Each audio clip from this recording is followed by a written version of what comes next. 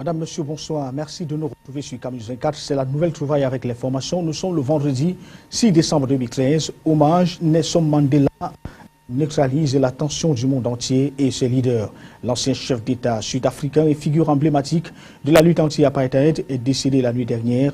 La nouvelle de son décès a été portée au monde entier par le président sud-africain Jacob Zuma. Il était en compagnie des membres de sa famille.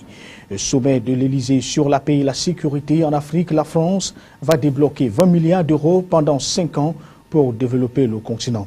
L'annonce a été faite par François Hollande à l'ouverture des travaux qui regroupent une cinquantaine de chefs d'État africains à Paris. Il faut dire que le numéro 1 français a également plaidé pour la mise en place rapide d'une forte intervention.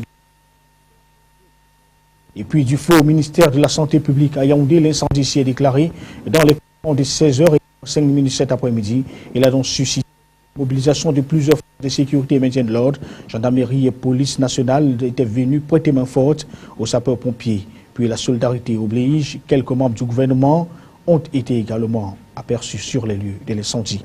Voilà qui constitue l'ossature de ce journal. Développement tout de suite.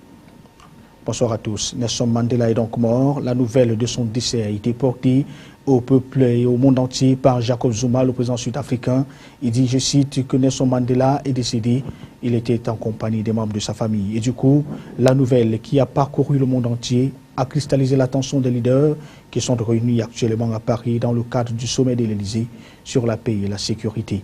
Les uns et les autres n'ont pu se retenir et ont directement envoyé leurs témoignages et surtout leur message de solidarité et de condoléances au peuple sud-africain. La plupart des drapeaux à travers le monde sont d'ailleurs restés en berne. On cite notamment les États-Unis, la France, la Grande-Bretagne et les États-Unis. Les obsèques sont annoncées pour le début donc de la semaine prochaine. Voici la réaction des quelques leaders retrouvés au sommet de l'Élysée à Paris, au micro de Camus 24. La fierté de l'Afrique, parce que souvent quand on parle de l'Afrique, on parle du sida, on parle de la corruption, on parle de la guerre civile. Mandela symbolisait une autre image de l'Afrique. Et ce n'est pas seulement une perte pour l'Afrique du Sud, c'est une perte pour tous les pays africains. Je l'ai comparé à un grand baobab sur lequel l'arbre parable, sur lequel tout le monde s'abrite. Au fond, Mandela était sur le baobab sur lequel nous nous abritions tous. Et quand ce baobab tombe, on se trouve nu. Nous souhaitons que son message puisse aller très loin dans la quête des Africains et des hommes sur cette terre pour plus de paix, pour plus de coexistence pacifique, pour plus de recherche de dignité humaine. Le président Mandela peut être considéré comme étant le plus grand homme politique du XXe siècle. On s'en souvient, il a été embastillé pendant 27 ans. Il s'est battu pour la restauration de la dignité humaine en Afrique du Sud. Comme tout le monde, on est choqué par sa disparition, mais de toute façon, on savait qu'il était souffrant, donc il devait mourir. Alors maintenant, qu'est-ce qu'on fait? C'est la Coupe du Monde de l'Afrique du Sud qui vient ici et Mandela fait un message aujourd'hui au monde entier. Qu'est-ce que c'est le football? Ça veut dire vivons l'humanité. Donc l'humanité, ça veut dire l'humanisme, ça veut dire que le football doit mettre les gens ensemble. Et c'est très bien le message aujourd'hui ici pour le Brésil et pour le monde entier. Et la liste des témoignages devrait donc continuer dans les tout prochains jours, mais on retient quand même que Nelson Mandela, l'homme en lui-même, c'était une bibliothèque, c'était un monument, un pacificateur. L'homme est aujourd'hui reconnu en Afrique du Sud comme celui-là même qui a pu donc réconcilier les noirs et les blancs, jadis et partagés par la couleur de la peau. Évocation, l'homme et son œuvre, la biographie de Nelson Mandela, Daniela Tangana, Apollinaire Zoubenbon. Among them his steadfast loyalty. Parler de Nelson Mandela, quoiqu'à titre posthume, c'est se souvenir de ses 23 ans de vie active après avoir purgé 27 années de prison, 4 années d'exercice de fonction comme le tout premier président noir d'Afrique du Sud post-apartheid, avant de se retirer définitivement de la vie politique, le père du concept vérité-réconciliation, concept qui jeta les fondements d'une Afrique du Sud unie, débarrassée des stigmates de la division a tiré sa révérence dans la soirée du 5 décembre 2013. Et c'est le président Jacob Zuma en personne qui a annoncé la triste nouvelle. Madiba est mort à son domicile, entouré des membres de sa famille. Ces 6 passages dans les hôpitaux sud-africains entre 2012 et 2013 n'ont pas réussi à vaincre définitivement les infections pulmonaires contractées au cours de près de 3 décennies de détention dans la célèbre prison de Robert Island. L'homme est resté digne jusqu'au dernier moment de sa vie. Que retenir donc de cette icône de la liberté qui nous quitte? Un défenseur acharné des libertés individuelles, exclu de l'université pour ses idées contestataires. Il adhère au Congrès national africain, l'ANC, en 1944, au moment où la ségrégation raciale bat son plein. Partisan de la non-violence, Mandela et des jeunes de sa génération procèdent par des grèves et le boycott pour dénoncer le système en place, ce qui lui vaut 2 arrestations en 1956 et en 1962. Libéré, Mandela change de stratégie et crée la branche armée de l'ANC.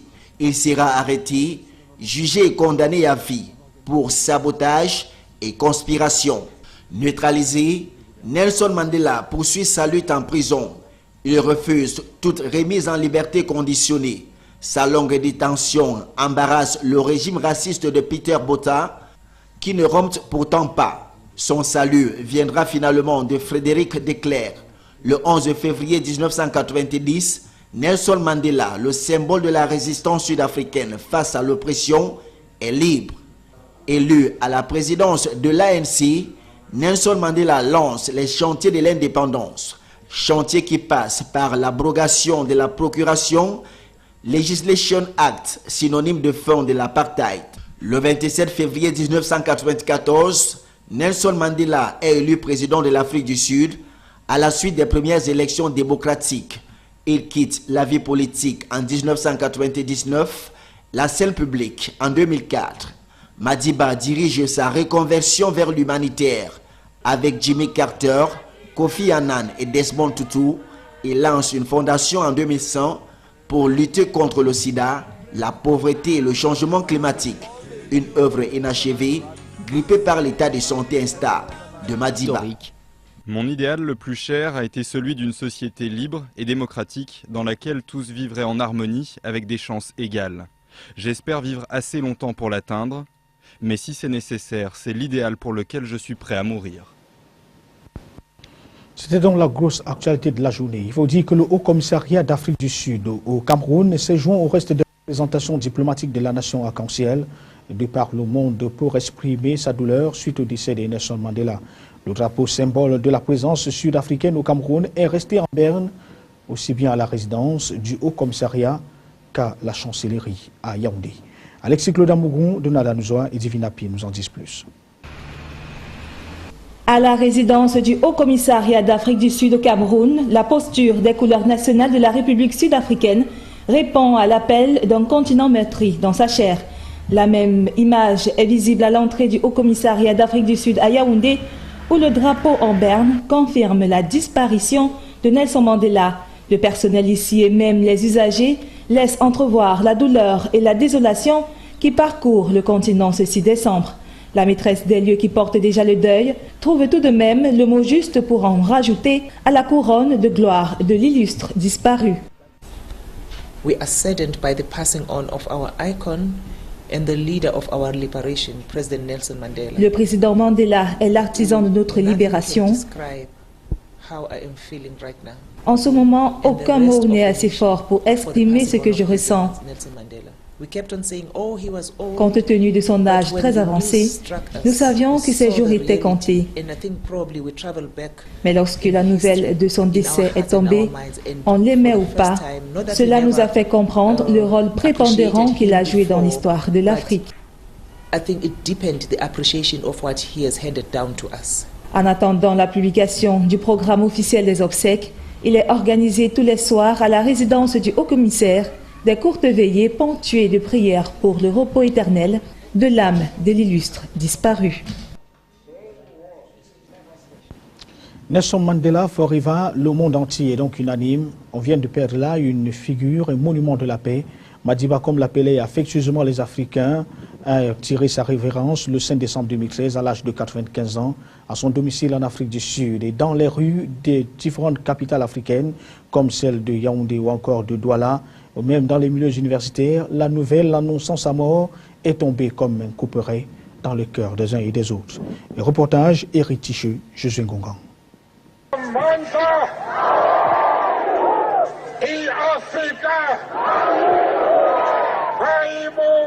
Pour la plupart des personnes qui ont connu l'histoire enrichissante et instructive de Nelson Mandela, l'Afrique et même le monde entier vient de perdre un modèle à suivre, celui-là qui a vaincu la guerre par la paix.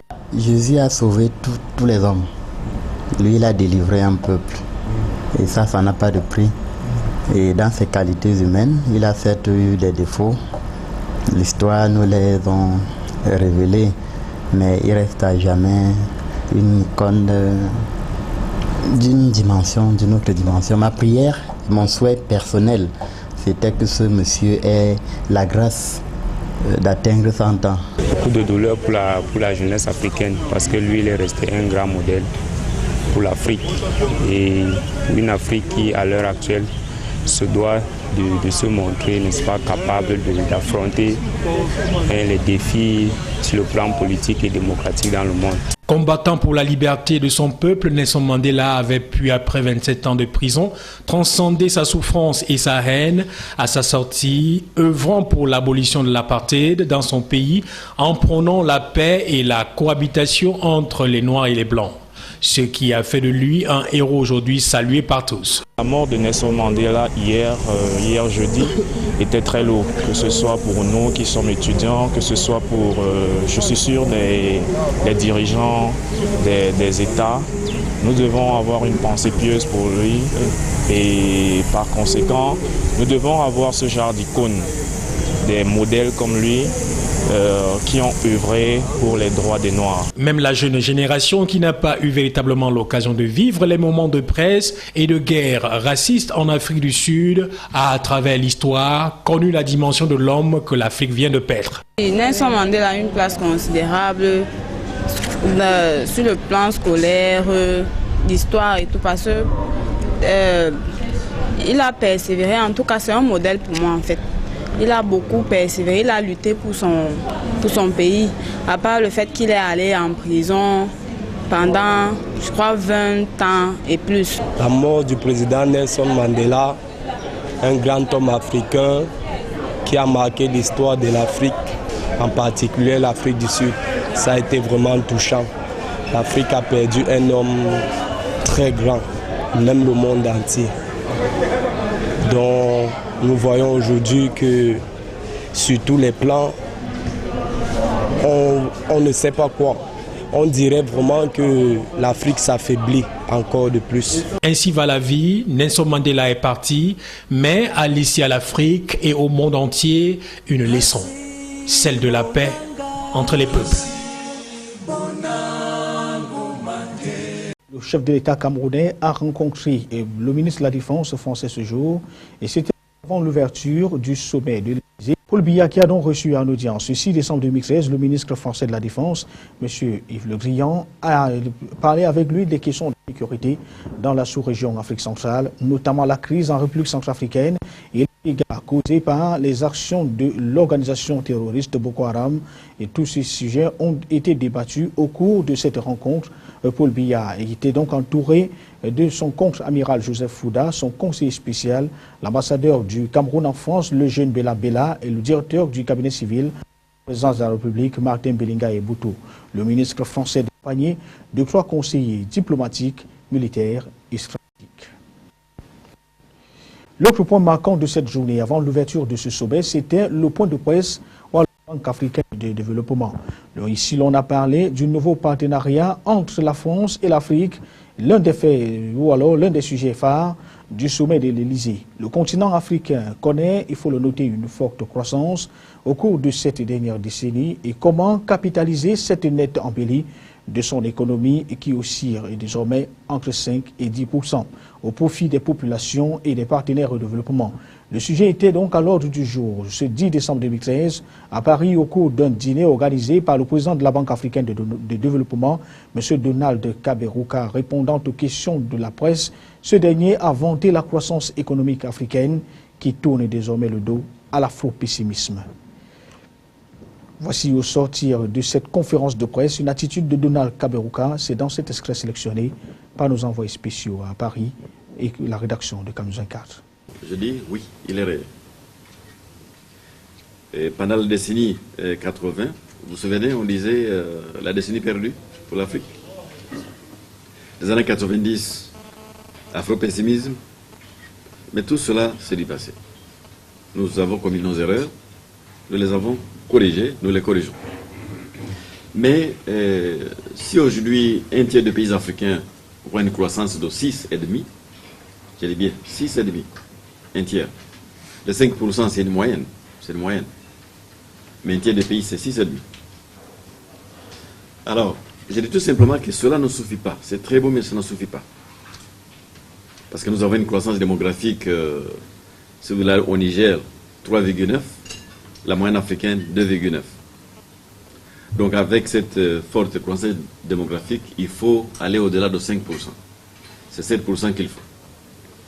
Alors pour arriver à 7% et au-delà, comme l'a fait l'Éthiopie aujourd'hui, il faut 3 choses. Et c'est là tout le sens du travail de la Banque africaine. C'est une intégration de ces marchés africains, de 54 marchés africains. Donc les corridors électriques, les routes, chemins de fer et le reste. Et bien évidemment aussi la facilitation du commerce. Donc les barrières.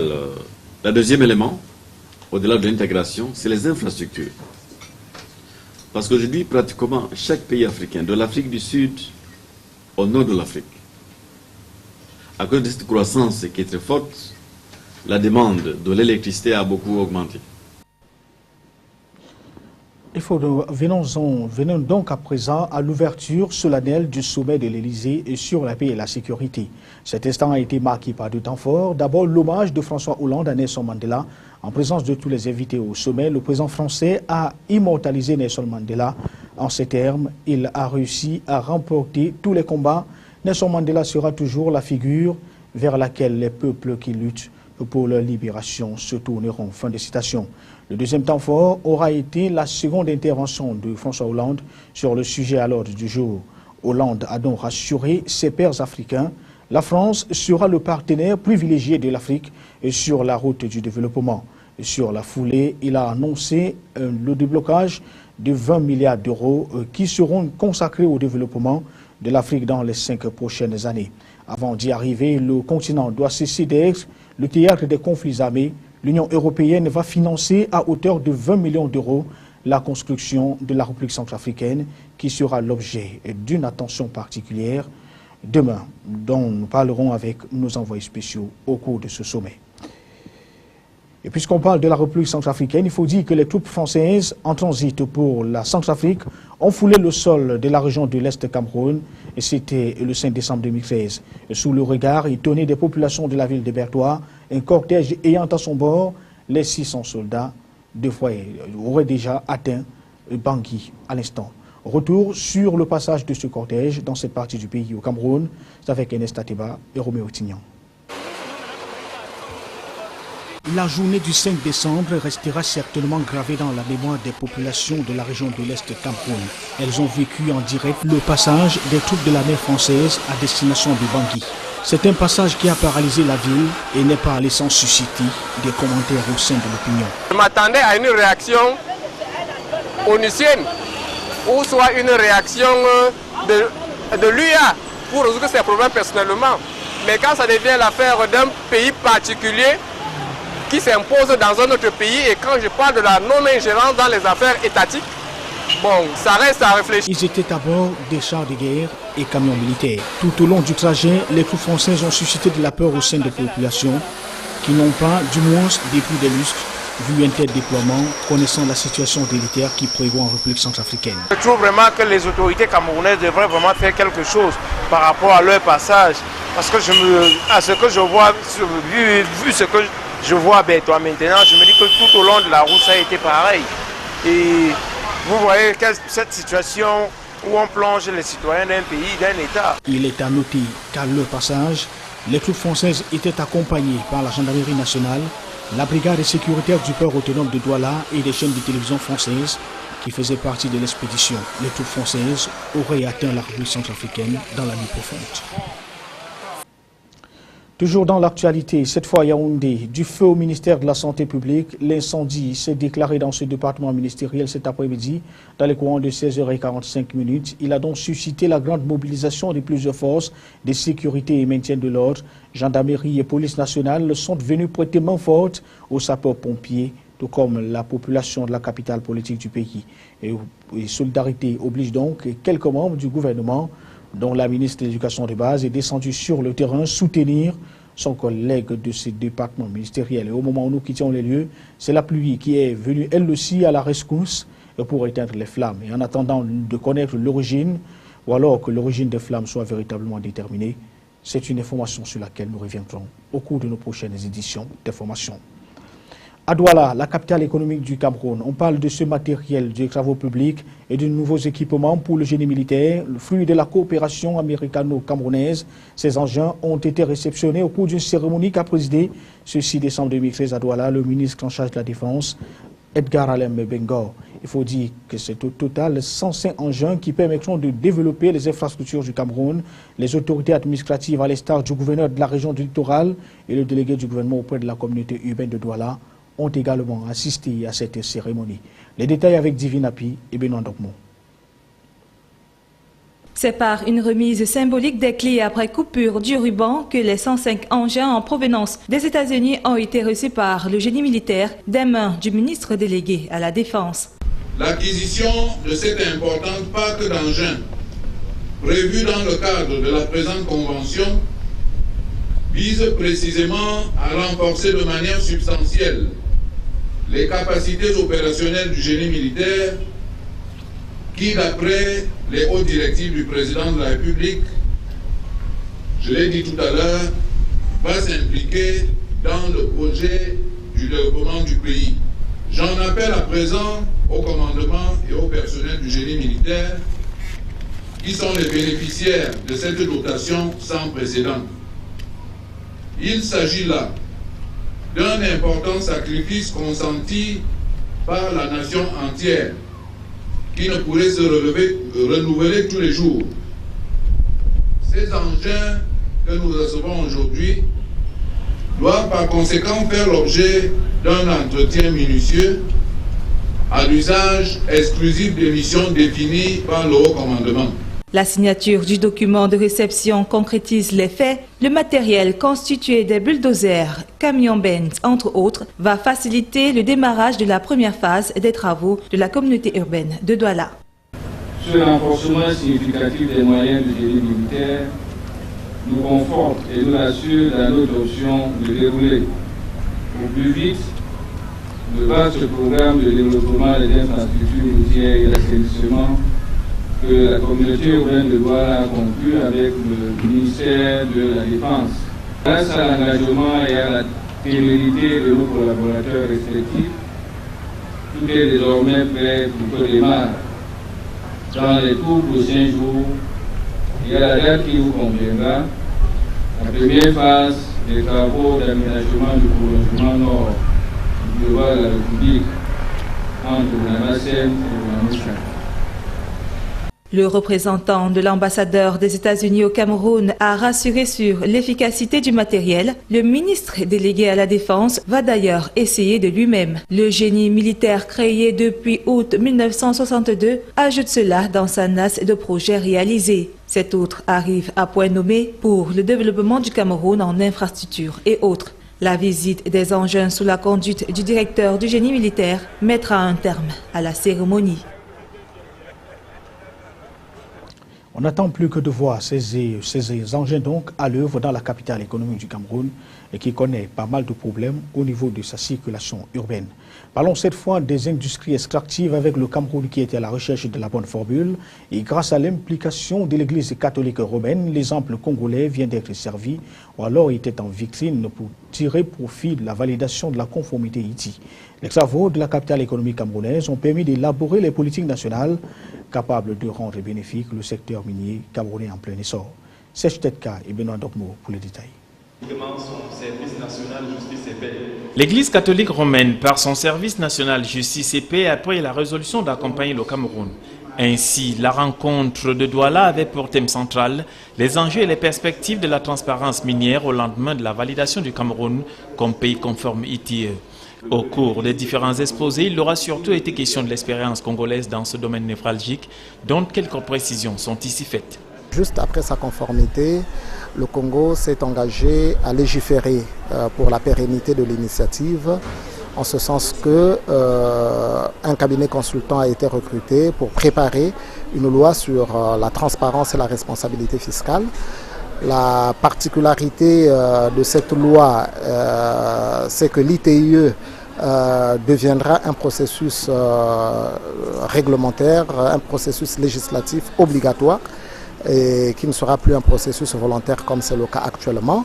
Soutenu par la Catholic Relief Services dans le cadre du projet Appel à la paix, le Cameroun voudrait matérialiser cette conformité ITIE, l'objectif à terme étant que cela profite aux citoyens ordinaires. L'espoir à présent est que les travaux de Douala y parviennent. Désormais, l'initiative intègre les questions de dépenses, intègre les questions de gestion des revenus et on peut espérer qu'avec la mise en œuvre de la nouvelle norme, on pourra à un moment donné évaluer les progrès de l'initiative et finalement identifier quel est l'impact de cette initiative-là sur la gestion des ressources naturelles de manière générale et l'amélioration des conditions de vie des populations. L'État du Cameroun, à travers le Minimit, avec l'implication de l'Église catholique et l'appui multiforme des partenaires extérieurs au développement, pourra bénéficier pleinement de sa situation de pays conforme à l'initiative ITIE, à condition bien sûr que les résolutions prises ne finissent point dans les tiroirs. Allons cette fois dans les collectivités territoriales décentralisées pour parler du budget de 2014 pour la commune de Garoua 2e qui est connu.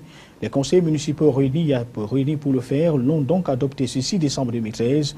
Le projet du budget équilibré en recettes et en dépenses à 269 millions de francs CFA connaît une augmentation de 32 millions par rapport à l'exercice précédent.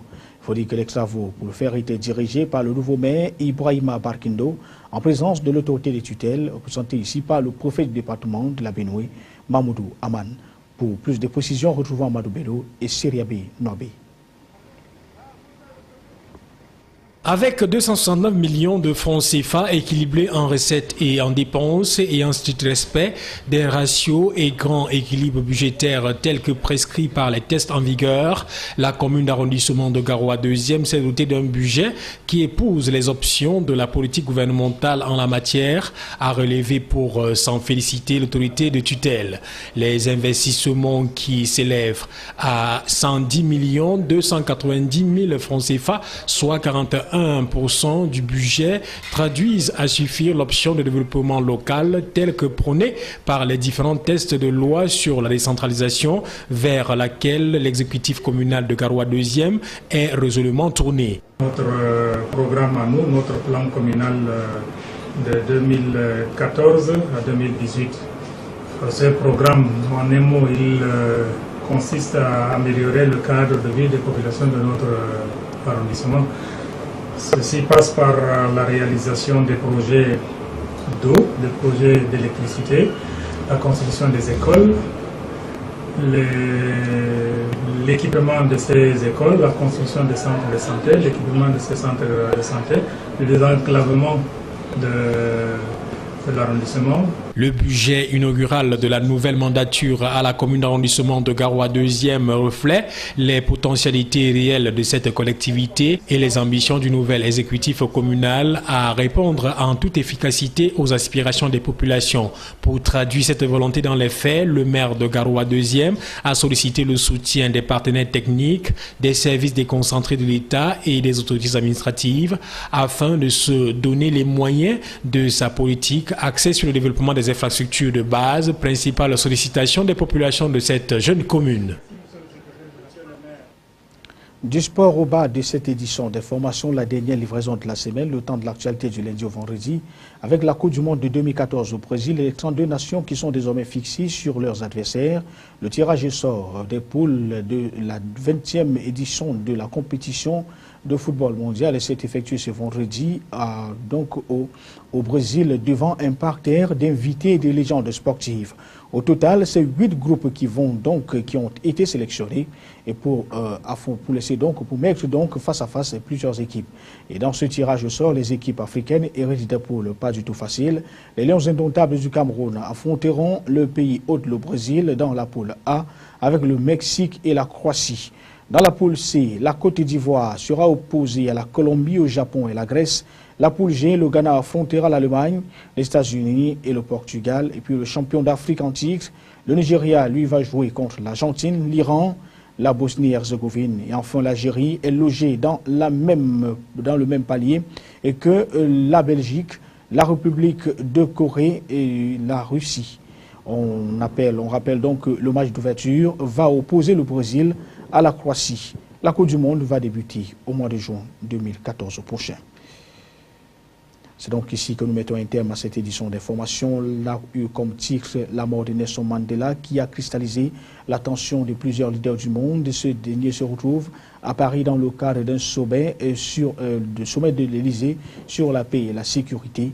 Vous avez suivi dans ce journal l'hommage rendu à l'illustre disparu, figure emblématique de la lutte anti-apartheid. On a également parlé du sommet de la paix et la sécurité sur le continent africain, avec la France qui va donc débloquer 20 milliards d'euros pendant 5 ans pour soutenir le développement du continent. Et puis du feu au ministère de la Santé publique, l'incendie s'est déclaré en fin d'après-midi. Il était exactement 16h45. L'origine des flammes n'a toujours pas été déterminée. On a vu la solidarité sur le terrain, la descente des corps du sapeur-pompier qui est venu soutenir la gendarmerie nationale et la police. L'information est en continu sur Canal 24. Au nom de toute l'équipe de la réalisation, nous vous souhaitons de passer un excellent week-end en compagnie de nos programmes. Bonsoir.